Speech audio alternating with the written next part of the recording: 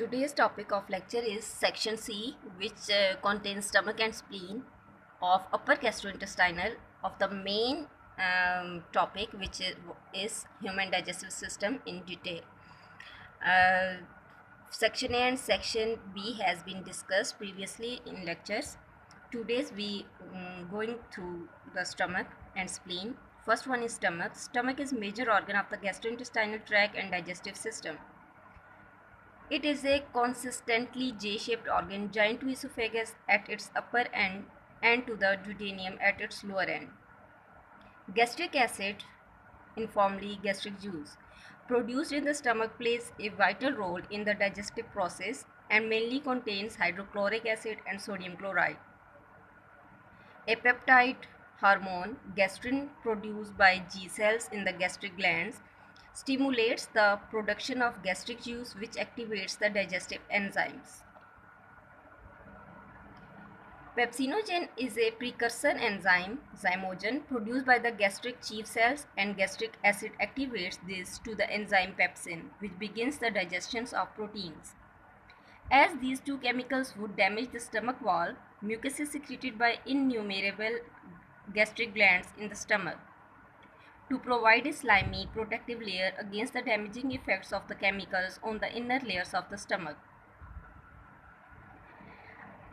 At the same time that protein is being digested, mechanical churning occurs through the action of peristalsis, which are the waves of muscular contractions that move along the stomach wall. This allows the mass of food to further mix with the digestive enzymes. Gastric lipase, secreted by the chief cells in the fundic glands in the gastric mucosa of the stomach, is an acidic lipase. In contrast with the alkaline pancreatic lipase, this breaks down fats to some degree, though is not as efficient as the pancreatic lipase. The pylorus, the lowest section of the stomach, which attaches to the duodenum through the pyloric canal, contains countless glands which secrete digestive enzymes including gastrin. After an hour or two, a thick semi-liquid called chyme is produced. When the pyloric sphincter or valve opens, chyme enters the duodenum, where it mixes further with digestive enzymes from the pancreas and then passes through the small intestine, where digestion continues. When the chyme is fully digested, it is absorbed into the blood.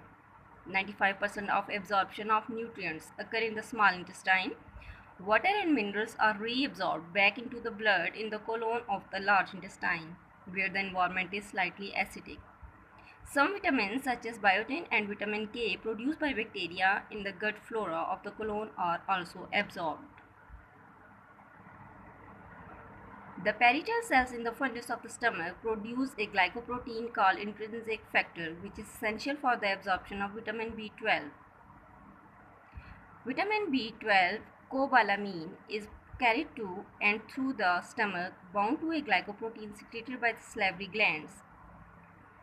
Transcobalamin 1, also called heptocorrin, which protects the acid-sensitive vitamin from the acidic stomach contents.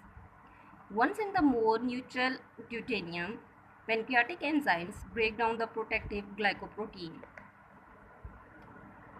The freed vitamin B12 then binds to the intrinsic factor, which is then absorbed by the enterocytes in the ileum. The stomach is a distensible organ and can normally expand to hold about 1 liter of food. This expansion is enabled by a series of gastric folds in the inner walls of the stomach. The stomach of a newborn baby will only be able to expand to retain about 30 ml. Next one is spleen. The spleen is the largest lymphoid organ in the body but has other functions. It breaks down both red and white blood cells that are spent. A product of this digestion is the pigment bilirubin, which is sent to the liver and secreted in the bile. Another product is iron, which is used in the formation of new blood cells in the bone marrow.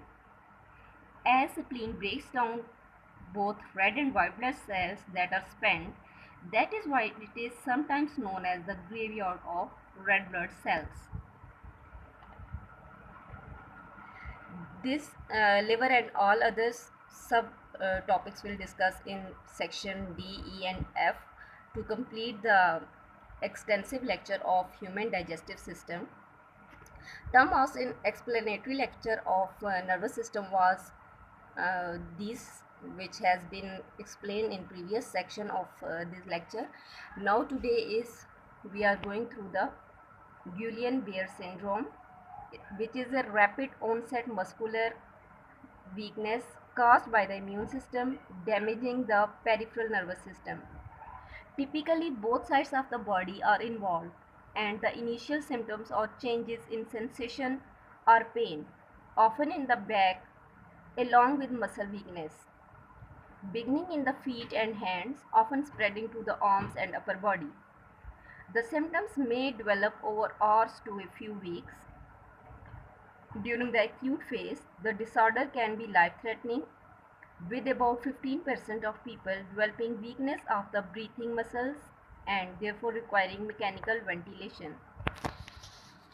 Some are affected by changes in the function of the autonomic nervous system, which can lead to dangerous abnormalities in heart rate and blood pressure.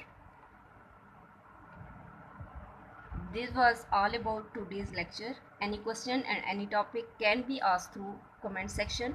Thank you.